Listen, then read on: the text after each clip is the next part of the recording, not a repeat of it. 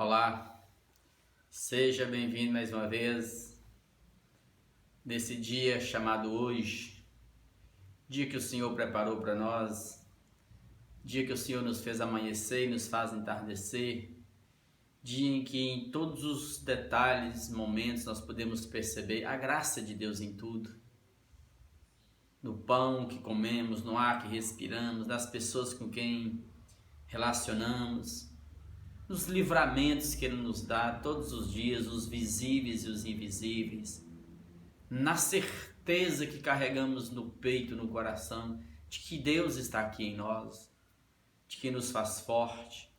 E nós queremos nesse instante mais uma vez entrar nesse mistério da graça, nesse enigma da graça, essa graça maravilhosa, estupenda que nos alcançou.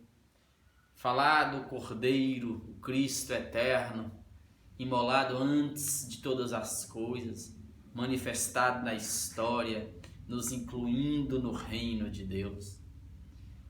Eu quero agradecer a Deus por junto com você. E eu quero te convidar nesse instante para aquietar o coração, reunir os seus, a família, os amigos, se esforçar para fazer isso, porque a gente fica tímido, com vergonha. Nos dias que se passam, as pessoas têm vergonha de falar do amor de Jesus. Não tenha vergonha não, convide as pessoas para ler Jesus, ler o Novo Testamento, ler Jesus, conhecer Jesus, esforce, faça esse bem a alguém. Você não sabe como que é lindo e maravilhoso ver vidas, ver pessoas sendo restauradas pelo Evangelho. Então vamos dar continuidade, vamos tentar encerrar a carta de Paulo aos Tessalonicenses, a primeira, né? Nós lemos ontem até o verso 16, né?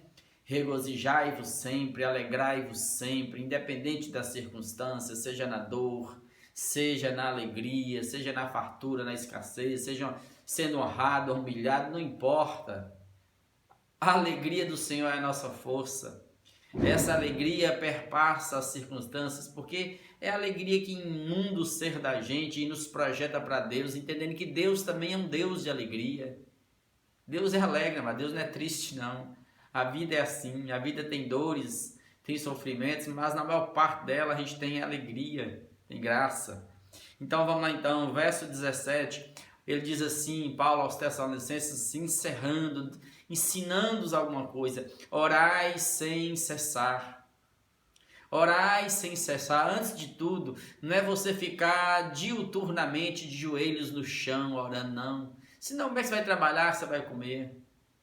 Orar sem cessar é orar em todo o tempo no Espírito, seja trabalhando, seja em casa, seja descansando, onde você estiver, como você estiver, é você manter o seu espírito sempre conectado com Deus, em comunicação com Deus, né? Você foi ressuscitado, então volte a essa prática de estar em comunhão com Deus em todo o tempo, orando sem cessar. E se eu for pensar nisso espiritualmente, e se eu for lembrar de orar por cada bondade de Deus para comigo, por cada livramento que Ele me dá, de fato, espiritualmente falando, eu vou ter que andar com os joelhos da alma sempre dobrados diante de Deus em gratidão.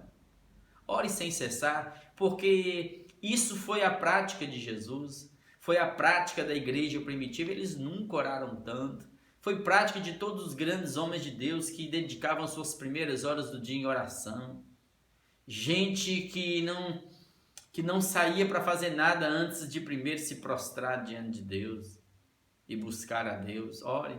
Jesus iniciou a vida pública dele, o ministério em oração.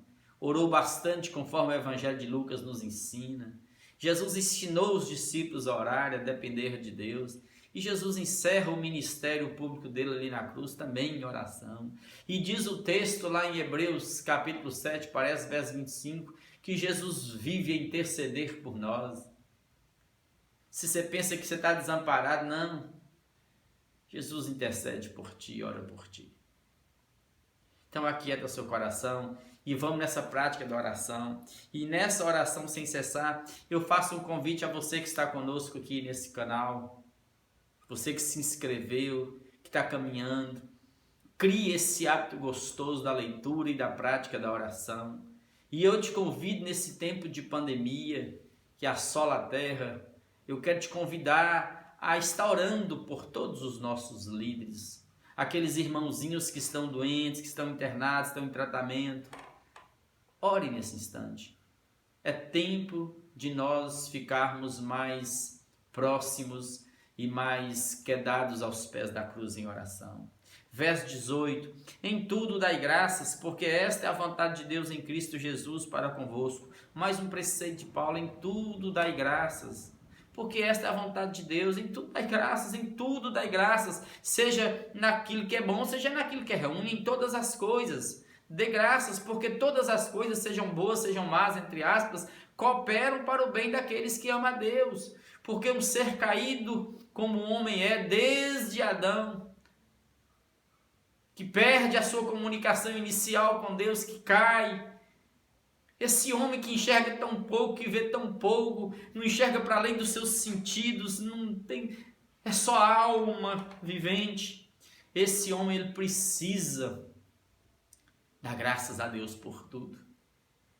Dá graças até pela dor, dê graças. Dê graças por tudo. Por tudo. A gratidão gera um coração contente, alegre.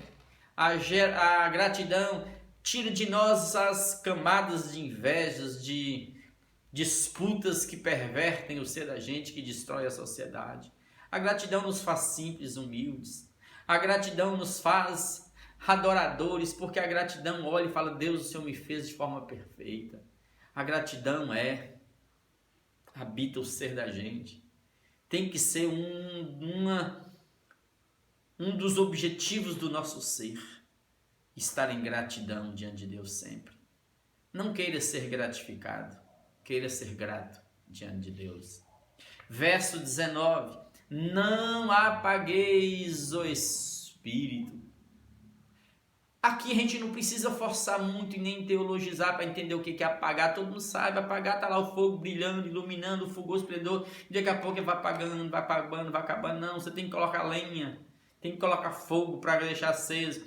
E o que Paulo está dizendo aqui é simples, é só nós retrocedermos um pouquinho na carta aos Gálatas que nós lemos anteriormente. Quando eu pendo para a carne e alimento as obras da carne, eu estou entristecendo o Espírito que me habita.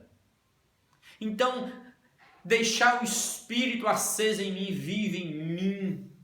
Aleluia! É simplesmente deixar com que o fruto do Espírito se manifeste por meio deste corpo. É continuar amando um ao outro, é continuar na prática da oração, da leitura de Deus, é continuar na comunhão uns com os outros, é continuar dando perdão e pedindo perdão, é continuar sempre assim, amados, cheios do Evangelho de Jesus, em estado de vigilância. Isso é manter o Espírito aceso vivo, o óleo, azeite escorrendo em nós. Nós temos deixado tanto isso de lado nesses dias. As pessoas têm dedicado tão pouco tempo a buscar discernimento, graça, a presença de Deus em nós, alimentar tudo isso. Não alimenta a carne, não, alimenta o Espírito de Deus que em te habita e anda aí. Aí você vai entender que andar no Espírito é justamente isso, é deixar o Espírito, é não apagar o Espírito. Por favor, faça isso. Tenha intimidade com o Espírito de Deus. Volte para aqui, para a prática, seja humilde. O verso 20 ele diz: não desprezeis as profecias. Que profecias? Essas profecias e revelações que andam sendo faladas e ditas nos púlpitos das igrejas, de um segmento religioso que perdeu-se no processo. Não é isso. Essas profecias e revelações estão sendo citadas e a maioria delas não vem de Deus, é fruto da carne, do desejo humano, de presunção de glória, de mostrar poder, controle sobre os demais, para mostrar para as pessoas que estão me ouvindo que Deus está me usando. E aí eu saio, Deus está me falando, às vezes Deus não está falando nada com ele, é só ele para si mesmo, tentando manter uma plateia, olhando para ele e vislumbrando. É narcisismo. O profeta aqui, amada, não desprezar as profecias. Se eu for olhar o caráter da profecia mesmo, conforme é escrita no Novo Testamento, que é a palavra que consola, que edifica, que exorta, aí eu vou entender que eu não tenho que ficar como no Velho Testamento, tentando, oh Deus, fala comigo, me revela aqui para me dizer para o irmão. Não é isso. Isso foi no tempo da infância, em que a lei me conduzia, eu era guiado pelos meus apetites carnais, pelos meus prazeres, emoções, desejos. Não. Hoje eu não vivo mais assim, porque o escritor aos Hebreus no capítulo 1 vai dizer que anteriormente, em tempos anteriores passados, falou Deus por meio dos profetas, através de visões, de sonhos, disse daquilo. Mas hoje, na plenitude dos tempos, no tempo dos tempos, Deus nos fala pelo Filho, Jesus, a palavra. Então não desprezar as profecias é não desprezar Jesus, é não desprezar o Evangelho, é dar validade ao Evangelho, porque isso é palavra de Deus. Quando eu abro a boca para falar de Jesus, eu posso dizer assim diz o Senhor, porque é palavra, verbo de Deus, Jesus. E se eu for aplicar isso no contexto que Paulo está escrevendo, é simples, amados. As reuniões deles, eles não tinham aqui o Novo Testamento, a Bíblia, nas mãos deles assim, ó, em várias línguas, em várias traduções. Não, eles não tinham em grego, hebraico. Não, eles não tinham, não. Não tinha nada, eles tinham a reunião e tinham os discípulos de Jesus, os apóstolos de Jesus, que vinham com o Evangelho todo entranhado neles pela prática, pela vivência com Jesus. Agora eles estavam trazendo isso à vida. Então eles precisavam estar atentos às palavras dos irmãos para não desprezar nenhuma daquelas palavras de Jesus, daquelas profecias que saía por boca daqueles missionários, discípulos evangelistas de Jesus que estavam ensinando. É isso, amados. Hoje é justamente isso. Não despreze o que nós estamos lendo aqui agora. Creia na palavra de Jesus. E não fique por aí como o mundo vive, sem saber para onde vai, perdido, entregando a mão para qualquer um ler. Hinos, adivinhos, hinos não sei aonde, revela em mim, fala a mim, saindo de profeta em profeta, de canto em canto, de igreja em igreja. Ó, Deus está falando ali, tem um profeta ali que está revelando. Não faça isso, pelo amor de Deus. Vem para o Evangelho, o Evangelho basta, Jesus basta, a Bíblia basta. Você não precisa nada mais que isso. E se Deus, porventura, quiser falar com você de uma forma assim, te dando uma revelação, usando um irmãozinho, usando alguma coisa para falar com você, deixe que Deus venha ao seu encontro. Não saia por aí como um tonto, buscando aquilo que você não sabe o que é. Fique na segurança do Evangelho, não despreze as profecias, julgai todas as coisas e retende o que é bom. Julgue todas as coisas, por favor. E quando eu falo julgar todas as coisas, não é julgar as pessoas, as almas, não é me julgar, não. É você que está me ouvindo nesse instante, lendo a Bíblia comigo, e falar assim, ó, isso que Mazinho está falando não faz sentido. Não é conforme Jesus. Pronto, acabou.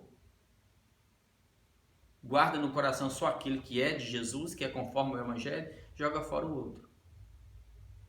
Tem coisas que Paulo e Pedro disseram aqui, que eu vou ler como informação, e vou tentar de alguma forma trazer algum aplicativo na minha vida, mas não tem mais sentido.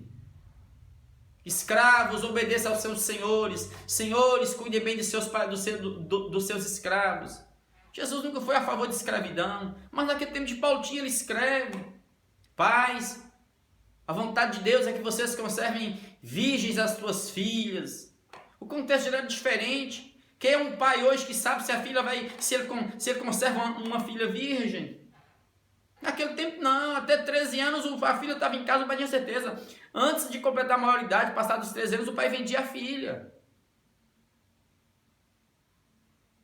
Irmãos, usa o véu aí na igreja. Usa o véu. Não, ele escreveu para a igreja de Corinto. Isso não tem a ver conosco, isso não. Então, por favor, julgar todas as coisas é você ouvir, ver e falar, não, isso é conforme Jesus, passa. O crivo, sobriedade, não, isso não procede de Jesus, joga fora, acabou. É isso, retém apenas aquilo que é bom. Abstende-vos de toda forma de mal, fuja do que é mal. Aquilo que está te aparentando mal, que está te levando para caminhos tortuosos, por favor, dê um passo atrás, volta, retroceda. Seja em casa, seja no seu ambiente de trabalho, se você está sendo forçado a fazer algo que você sabe que é prejudicial, que é contra a ética do Evangelho, o padrão de Jesus, volta atrás, não vai, não prossiga. Fuja da aparência do mal. E aqui não é você viver para fora, não. Preocupado, não. É você fugir mesmo daquilo que você sabe que vai dar problema. Não vai ser bom. Fuja. Parece com mal? Tem chance de dar errado? Volte. Saia fora. Abstende-vos. E mais ainda. O mesmo Deus da paz, verso 23... O mesmo Deus da paz, que nos chamou a paz, vos santifique em tudo. Então esse Deus produz em nós essa santidade em tudo. E o que é em tudo? Em todas as dimensões da nossa vida. Que em todas as dimensões da nossa vida a gente tenha a vida de amor que santifica e que purifica o coração da gente. Que nos faz mais parecidos com Deus. Então é isso que o apóstolo está dizendo. E aí você vai observar que ele vai usar aqui 3 palavras gregas originais, no original, para mostrar que Deus quer uma santidade em todo o ser da gente. Tanto na corporalidade, a materialidade, como no transcendente, a imaterialidade de nós. Porque ele vai dizer assim, ó, e o vosso espírito, pneuma, alma, psique e corpo, soma, sejam conservados íntegros, integrados, coesos, sem estar desajustados, o corpo para um lado, a mente para o outro, as emoções para o outro. Não, alinhe corpo, mente, alma, alinhe tudo, aprume tudo com o Evangelho, íntegros e irrepreensíveis, ou seja, sem merecer repreensão, vivendo de pureza, na vinda do nosso Senhor Jesus Cristo. Ele está voltando. O cenário está montado. Daqui a pouco você vai ver o relâmpago brilhando do Oriente ao Ocidente e o Filho do Homem vindo nas nuvens com poder e glória. Então mantenha-se em santidade. E o que ele se refere a espírito, alma e corpo? Ele está tentando dizer que são 3 seres separados um do outro? Não! É uma integralidade, alma e espírito. Não dá para o ser humano, para a psicologia, para o estudo, tentar explicar isso com palavras. Não dá, amados. É loucura. A palavra vai dizer lá em Hebreus que somente a palavra de Deus, que é viva, poderosa, eficaz, mais cortante do que qualquer espada de 2 gumes, só essa palavra, Jesus, tem poder para penetrar fundo em nós e dividir alma e espírito. Porque é tão que não dá para separar um do outro. Então não precisa ficar preocupado em dicotomizar ou tricotomizar. Não precisa ficar, o homem são só 2 partes, o homem são 3 partes. Não, amados, para com isso. O espírito aqui, que Paulo está dizendo, é aquela parte do nosso ser que transcende, que anseia por Deus, que anela por Deus, que dá razão a Deus.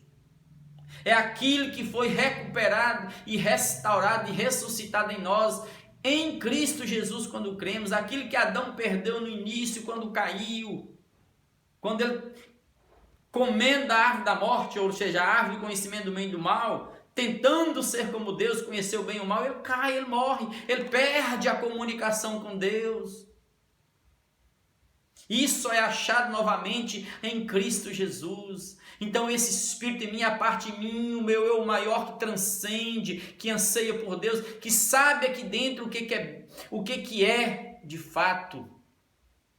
Já quando ele fala alma, psique, e Paulo usa muito esse termo, é o que mais usa no Novo Testamento, é o que mais fala da psicologia da alma. Ele vai usar, parece que umas 12 vezes a palavra alma. A maioria delas é significando vida, outras emoção, outros significam desejo, outros significa ciente mesmo aqui, ó, como ele diz aqui na primeira carta, aqui, ó, no capítulo 2, verso 8, por exemplo, ó, no capítulo 2, verso 2, verso 8, ele diz, ó, assim querendo-vos muito, estávamos prontos a oferecer-vos não somente o evangelho de Deus, mas igualmente a própria vida. Ou seja, Paulo estava disposto a entregar a própria vida. Que vida? A palavra vida aqui é alma, psique. Então a alma aqui está como vida, o ente em si, entregar-me, morrer por vocês. Então tem vários, mas a alma que simboliza essa parte de nós que está mais ligada ao imediato, aos sentidos, ao cheiro, toque, às emoções, aos desejos, à cultura, ao aprendizado, à sabedoria deste mundo.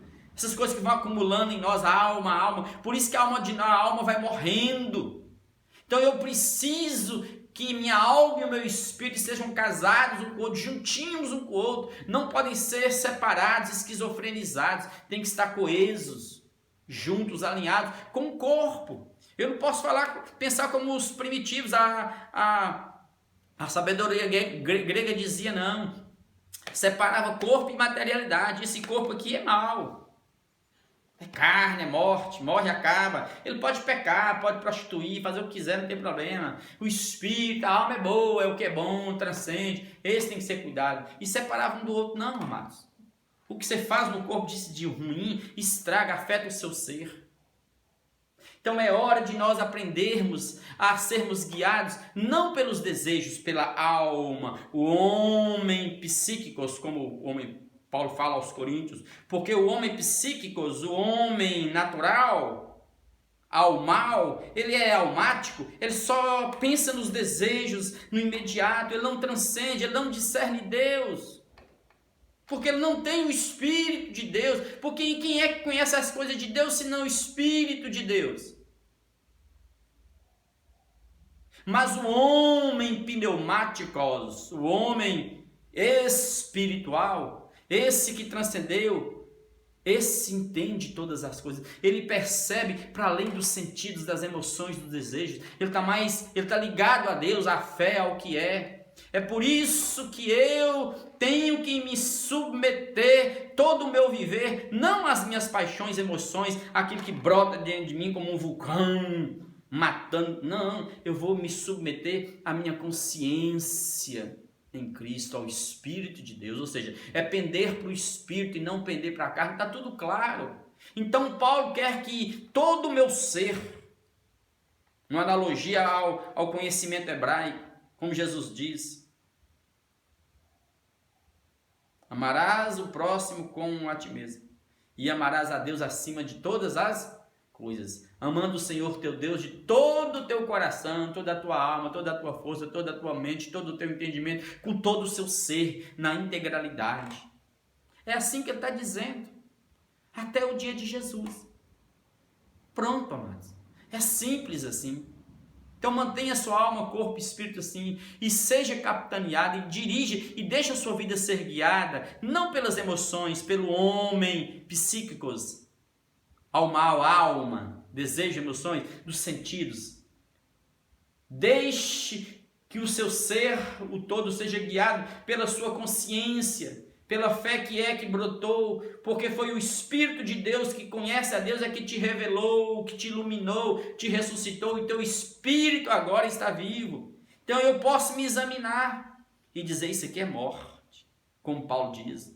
O que está escrito lá em Romanos 7? É justamente isso. É Paulo olhar para dentro dele, para o ser dele, e falar assim, meu Deus, como é que pode aqui nesse corpo habitar duas dimensões dessa? Não é duas dimensões separadas, não. É esse ser que aqui no espírito da mente sabe o que é, mas encontra no corpo um desejo, uma vontade maligna e perversa. De forma que o bem que eu quero fazer eu não consigo, o mal que eu não quero fazer, ele está sempre diante de mim. Então é em Cristo que eu sou salvo de tudo isso. Fiel é esse Deus que nos chama, o qual também o fará. E nos fará santificarmos até aquele grande dia. Irmãos, verso 21, orai por nós. Assim como eu estou pedindo, ore por mim. Assim como eu oro pelos irmãos. Paulo não está deixando, Paulo não é um super-homem, tanto que ele está dizendo, orai por nós, amados. Paulo sabia as batalhas dele, Paulo entendia como que a oração é tremenda. As nossas orações são como teia de aranha que vai tecendo, casando uma com a outra, até atingir o seu alvo. Olha como que a neurociência hoje já sabe que quando a gente se une aqui em oração uns pelos outros, ainda que o outro não saiba que estamos orando, ele está sendo alcançado por isso, porque quanticamente falando, nossas orações estão chegando lá pelo Espírito de Deus que nos uniu para isso. O mundo é tudo conectado, amados, tudo ligado no mundo. Então vamos aprender a orar uns pelos outros, essa prática gostosa. Não perde muito tempo parado vendo isso, vendo aquilo não. Aprenda a ajoelhar e orar, aprenda a ler a palavra, aprenda a depender de Deus. Aprenda a parar em solitude diante de Deus e buscar a Deus. Saudai todos os irmãos com ósculo santo. Aqui, por exemplo, está escrito ósculo santo, mas hoje está escrito porque foi no contexto deles. No mundo oriental, os homens beijavam-se na face. Não tinha problema, é normal entre eles. Na nossa cultura ocidental aqui não, pelo menos na minha região aqui não. A gente se cumprimenta, é com um aperto de mão, é com um abraço. Não é com um beijo no rosto mais. Né? Mas ele manda saudar uns aos outros. Aí ele fala, intimo-vos, conjuro. A palavra que é intimar, é chamar, é convidar, é convocar. Conjuro-vos pelo Senhor. Vamos juntos, você vai jurar junto comigo diante de Deus agora. Que esta carta, esta epístola, seja lida a todos os irmãos. Porque isso aqui é importante, amados. Escrever uma carta nesse tempo era difícil, não tinha tinta não, fácil não, não tinha papel fácil não. Para achar papiro e pergaminho era difícil. Então essa carta saía passando de um por um, de igreja em igreja, de casa em casa, para ser lida, e isso ficou registrado na história, de forma que chegou até nós. Hoje não é fácil, nós temos tudo, você tira cheque, você copia, é fácil. Então, Paulo está pedindo que essa carta fosse lida a todos, para que todos tivessem acesso a essas informações e crescessem na graça, e crescessem no conhecimento e na sabedoria de Deus, nesse tesouro Jesus. Aí ele termina o verso 28. A graça de nosso Senhor Jesus Cristo seja convosco. Que essa graça e essa paz de Deus seja comigo e com você nesse instante. E eu quero orar junto com você mais uma vez. Orai uns com os outros, orai por nós, orai sem cessar, para que Deus nos mantenha em santidade, corpo, alma e espírito, tudo integrado em Cristo Jesus. Coloque as suas causas diante de Deus, seus pedidos. Coloque os enfermos diante de Deus, aqueles que estão pedindo oração, aqueles que vocês sabem que testaram positivo, estão internados, estão com pneumonia, aqueles que estão com febre, aqueles que estão de alguma forma doentes. Ore. Ore para que Deus alinhe tudo dentro de você, para que você seja integrado ao Evangelho e para que a vida não se torne um absurdo para você, que seja algo gostoso para você. Vamos nesse instante orar de todo o nosso coração. Feche os seus olhos. Pai, obrigado por mais uma carta que lemos. Obrigado pelo tanto de ensinamentos que tivemos agora através da Tua palavra. Obrigado porque estamos juntos em oração nesse instante. E nós queremos sim interceder uns pelos outros. Usa-nos, faz-nos um contigo agora em oração e ministra na vida e na casa de cada irmão, cada irmã. Oh Deus, visita aqueles que estão machucados, feridos, aqueles que estão internados, aqueles que estão, Pai, infectados, Pai, por essa peste, pelo coronavírus, por aqueles que estão, Pai, oh Deus, sem o pão, aqueles que estão com dificuldade, Pai, aqueles que estão desintegrados, desorientados, aqueles que estão, Pai, desconectados com o Senhor, com o Evangelho. Ajuda-nos a darmos razão ao Teu Espírito que em nós habita e não apagar-te em nós. Ajuda cada um agora. Cerca-nos com anjos. Guarda-nos com Teu poder. Livra-nos de toda seta do maligno contra nós que voa na nossa direção. Destrua, Pai, os dardos do maligno. Espíritos de enfermidade repreenda em nossas casas. Traga os nossos filhos, nossas vidas, ó Deus, ao altar do Senhor, aos pés da cruz, ao Evangelho. Ó Deus, obrigado por esse encontro de oração. Cuida do irmãozinho que está com medo da doença. Aquele que está com o corpo, Pai, febril. Aquele que está com o coração machucado. Toca, Pai, toca cada um agora. A mente daquele que está desequilibrada. Oh Deus, emocionalmente, oh Deus, abalado, equilibra o aparelho psíquico de cada um, guarda as emoções de cada um sujeitas à consciência maior em Cristo Jesus e livra-nos de todo o mal e guarda-nos de nós mesmos, para que nós no processo, Pai, mantenhamos a mente sóbria, o coração cheio de gratidão, afastando-nos de toda aparência do mal, sem jamais desprezar a palavra da vida, Jesus. Obrigado por esse encontro de oração. Em nome de Jesus que nós oramos. Amém, amém e amém.